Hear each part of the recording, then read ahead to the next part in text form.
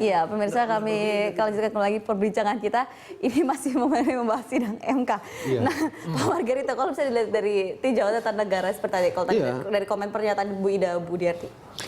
Begini, yang mesti dimengerti oleh Ibu Ida itu adalah hukum atas tindakan pembukaan kotak suara itu adalah baru sah sejak, bukan segera, sejak dinyatakan persetujuan oleh Mahkamah Konstitusi. Tanggal 8. Tanggal 8 itu. Sejak saat itu hukumnya adalah KPU bisa melakukan tindakan hukum berupa membuka kotak suara. Logikanya, tindakan hukum sebelumnya harus dikualifikasi sebagai tindakan yang tidak sah. Karena hukum yang pada tanggal 8 itu tidak bisa, seperti tadi Bang Egy, tidak bisa ditarik ke belakang. Tidak mengatur atau ya tidak mengatur hal-hal dan tidak menjangkau sampai pada tindakan-tindakan hukum sebelumnya. Di situ konsekuensinya, dan disitulah makna hukum dan nilai hukum dari putusan KPK yang ditetapkan pada sidang pertama itu. Oke. Sehingga tidak tepat kalau Ibu Ida mengatakan bahwa tidak, sudah dinilai dan hukumnya itu sah baru pada tanggal 8, yakni sejak mereka membacakan persetujuan itu. Di luar itu tidak, sebelum itu tidak sah. Baik. Jadi clear sebenarnya. Oke. Lebih baik mereka menghitung seperti ini agar mempersiapkan argumen yang cukup. Sebab kalau begini ini kan patah, mudah sekali. Alasan mengapa mereka membuka itu. Ya, Baik. lebih baik cari argumen lain gitu. Oke. Jangan pakai argumen itu karena argumen itu kelewat simpel. Oke, Pak. Dan lemah gitu. Iya. Baik, nah ke Pak Egy sekarang ini kan hari ini sidang akan berlanjut kembali dan rencananya dari tim Prabowo Hatta juga akan menghadirkan kembali saksi. Nah, kali ini saksinya juga ataupun arahnya juga ini apakah akan kembali mempersoalkan tentang pembukaan kotak suara atau mungkin kembali menyorot yang seperti materi gugatan sebelumnya, yaitu jumlah DPKTB yang bermasalah dan mobilisasi kemudian terstruktur, sistematis dan masif. Ya, kesemuanya, karena kan saksi ada 25 ya yang kita hari ini mudah-mudahan. Jadi insya Allah tergantung klaster masalahnya. Kalau ini DKPD kita ajukan saksi yang berkait dengan itu. Dan kotak suara ada 2 ya. Sebelum tanggal 25 itu sudah juga dilakukan oleh KPU. Tanggal yang kita tangkap tuh tanggal 23 Juli. Malam lagi. Jadi 1 hari setelah penetapan. Yang menariknya itu masih disegel segala macam, kok mau dibongkar lagi ya. Yang bukti yang dimiliki oleh ada foto-foto, videonya, kemudian orangnya, bahkan dari panwascamnya juga ada. Dan dia minta sangat dan asli, tolonglah Pak, ini nasib saya katanya. Tolong jangan begitu. Sampai pemohon begitu. Ini berarti kan sudah ada skenario tanggal 23 loh. Yang menariknya itu kok tanggal 22 Jokowi JK sudah ditetapkan sebagai presiden, wakil presiden. Padahal tanggal 23 masih 265 kotak baru kita tangkap yang belum dibuka begitu loh. Itu sudah diperlihatkan ke isu, maksudnya ini yang kita memajukan. Ini akan diperlihatkan hari ini. Karena mudah-mudahan jadwal itu bisa gitu. Ini sebelum tanggal 25 loh.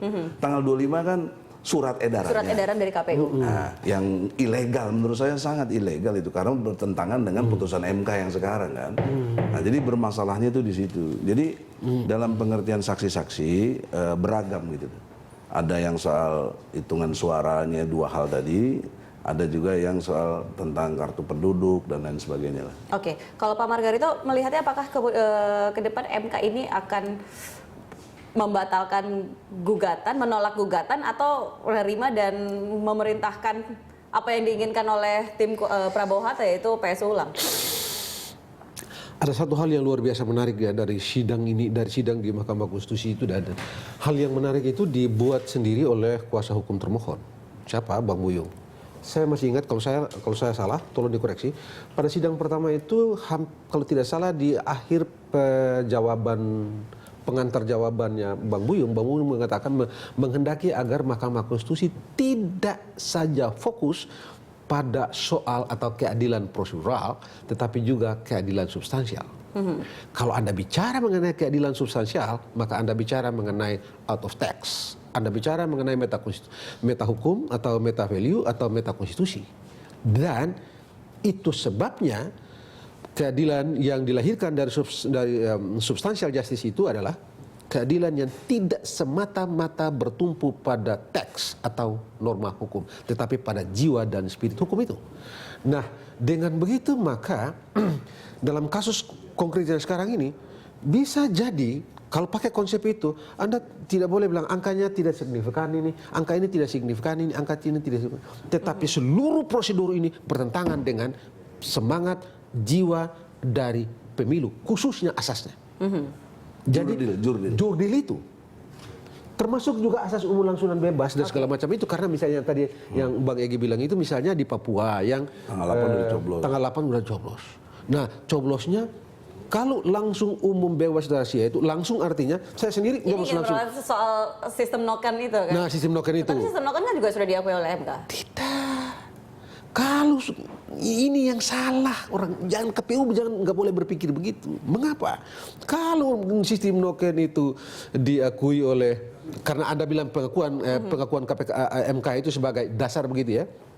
Kalau begitu maka kita ini yang memilih sembarangan ini kan sudah diakui oleh Undang Dasar, sehingga tidak perlu lagi pakai misalnya tidak perlu pakai DPT dan segala macam. Kita juga bisa wakilkan kepada orang. Kan case by case, Pak. Nah, tidak, Anda bicara konstitusi loh, di situ loh. Ami misalnya, Ami misalnya, tidak penambahan pemahaman ya. Noken, kalaupun masih boleh berlaku, itu ketat persyaratannya. Apa misalnya? Ada musyawarah antara kepala suku dan anggotanya. Nah, prosedur-prosedur ini jadi ditempuh juga. Mana musyawarahnya? Nah, itu yang mesti mereka mereka kenali betul, mereka harus pastikan betul kesesuaiannya dengan hukum. Karena suara itu langsung harus diberikan langsung. Harus ada rules-nya.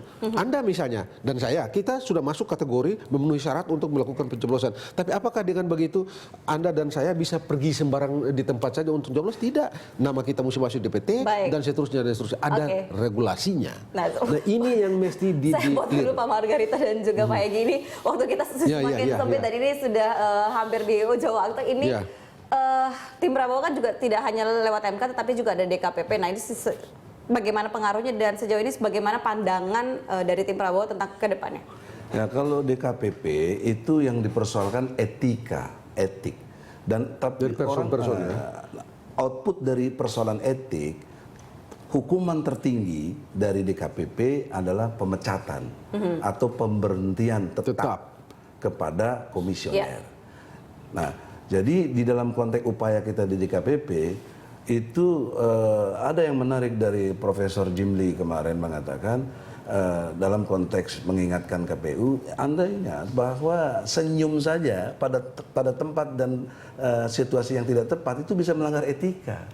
Nah, jadi harus hati-hati. Karena waktu itu saya persoalkan pertemuan Hadar Gume dengan Trimedia, dengan Budi Gunawan, kemudian juga banyak perilaku-perilaku dari KPU yang secara etika bertentangan begitu. Persidangan yang berjalan di MK dan juga DKPP, seberapa besar peluang menakar peluang untuk menang? Kalau menang, saya dalam ilmu hukum saya ini menang dong. Kenapa? Dua-duanya? Iya, karena dalam konteks tadi soal kotak suara sudah bertentangan dengan hukum. Fakta, konkret, nggak usah dibuktikan lagi itu. Kedua, kalau perlu dibuktikan kalau Pak Margarita udah jelas itu. Karena putusan MK itulah bukti itu sendiri. Iya. DKPP menangnya etika. Kalau DKPP etika kita luas. Senyum aja salah kalau dalam ini banyak yang salah. Saya ke Pak Margarita. Soal menang dan kalah itu sangat tergantung pada seberapa penilaian hakim atas bukti-bukti yang bukti-bukti yang diajukan oleh kedua belah pihak dalam persidangan itu dan fakta-fakta yang tapi kan Anda jangan lupa bukti-bukti itu akan dinilai begitu, dan seluruh fakta yang berkembang dalam atau muncul dalam persidangan itu akan dinilai oleh majelis mahkamah ini. Akankah majelis tidak yakin atau sebaliknya majelis sangat yakin terhadap fakta yang berkembang dalam mahkamah? Itu sepenuhnya memang merupakan kewenangan dari majelis mahkamah. Cuman kalau Anda bertanya kepada saya sebagai orang yang beberapa kali dan sering sekali masuk ke Mahkamah Konstitusi baik sebagai dalam konteks sebagai ahli dan mengikuti perkara di sana, ada potensi peluang untuk dikabulkan cukup terlihat. Dan akan melakukan PSU ulang. Sepertinya jalan itu diambil. Oke. Kita akan lihat lagi, kita pastinya kita sama-sama berharap sidang hari ini bisa berjalan lancar, semua keterangan saksi juga bisa didengarkan. Kita tunggu, kita serahkan ke tangan Hakim MK. Ya. Terima kasih Pak Margarito. Berita satu nomor satu. Terima kasih Pak Margarito, terima kasih juga Pak Egy sudah hadir di Jurnal Pagi, dan pemirsa kami akan segera kembali dengan informasi lainnya.